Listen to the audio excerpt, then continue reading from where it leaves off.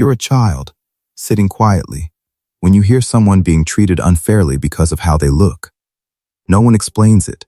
No one steps in. But something inside you shifts in a way you can't name yet. That moment doesn't just pass, it lingers. It quietly shapes how you understand people, safety, and even your own place in the world. Long before you have the language to describe it, your mind is already adapting. In this video, we'll explore what actually happens inside a child's mind when they witness racism, and why those early moments can leave deeper marks than you might expect. When you're a child, your brain is still building its basic map of reality, figuring out what's safe, what's fair, and who can be trusted. You rely heavily on observation because you don't yet have the experience to question what you see. When you witness racism, your brain encounters something emotionally intense and morally confusing at the same time.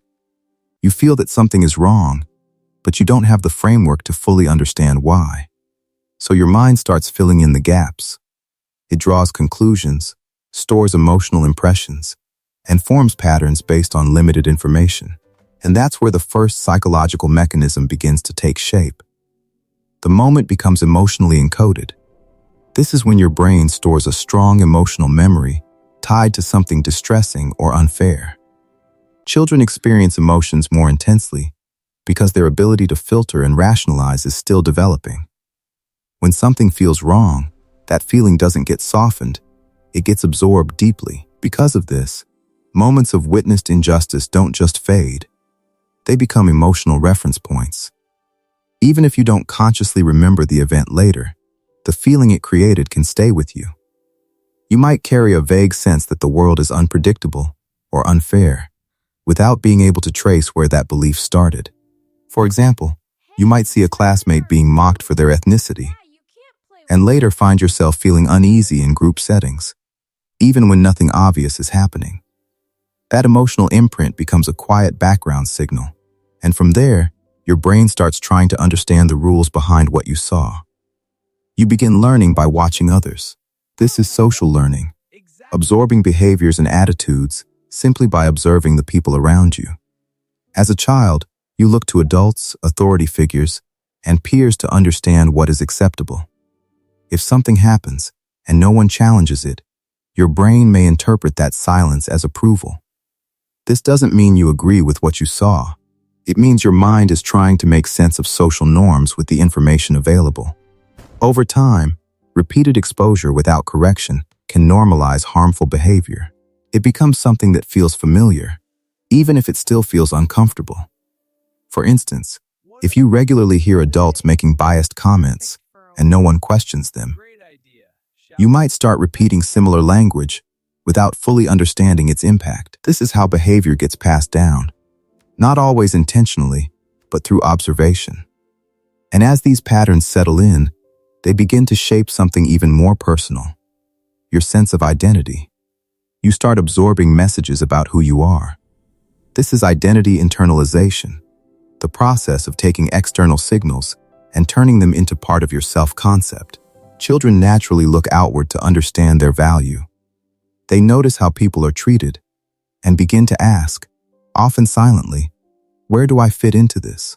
When racism is present, those signals can become distorted. You may begin to associate worth, belonging, or safety with certain traits or groups. This can lead to confusion.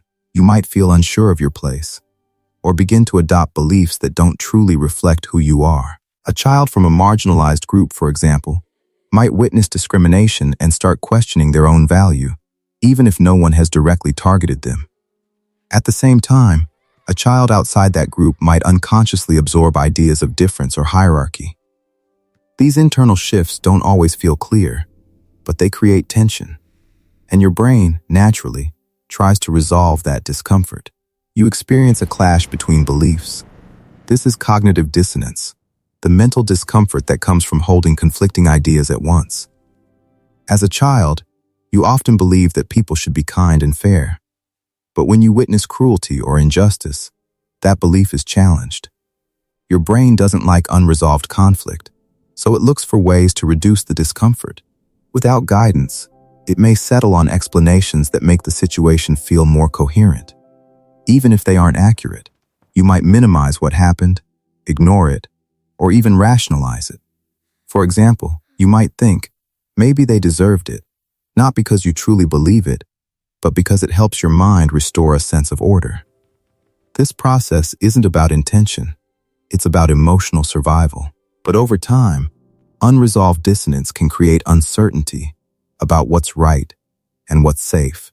And that uncertainty begins to influence how you move through social spaces. You become more alert to potential threats. This is hypervigilance, a heightened awareness of your surroundings, especially in social situations. When your brain witnesses harm, it learns that similar situations could happen again. Even if you weren't directly involved, your mind registers the possibility. This can lead to increased caution. You may start scanning environments more carefully, watching how people behave, and anticipating negative outcomes. Over time, this can turn into social anxiety. You might avoid certain situations, stay quiet in groups, or feel tense without fully understanding why. For example, a child who saw someone being targeted at school might become withdrawn, choosing silence over participation to avoid attention. This response is protective. It's your brain trying to keep you safe.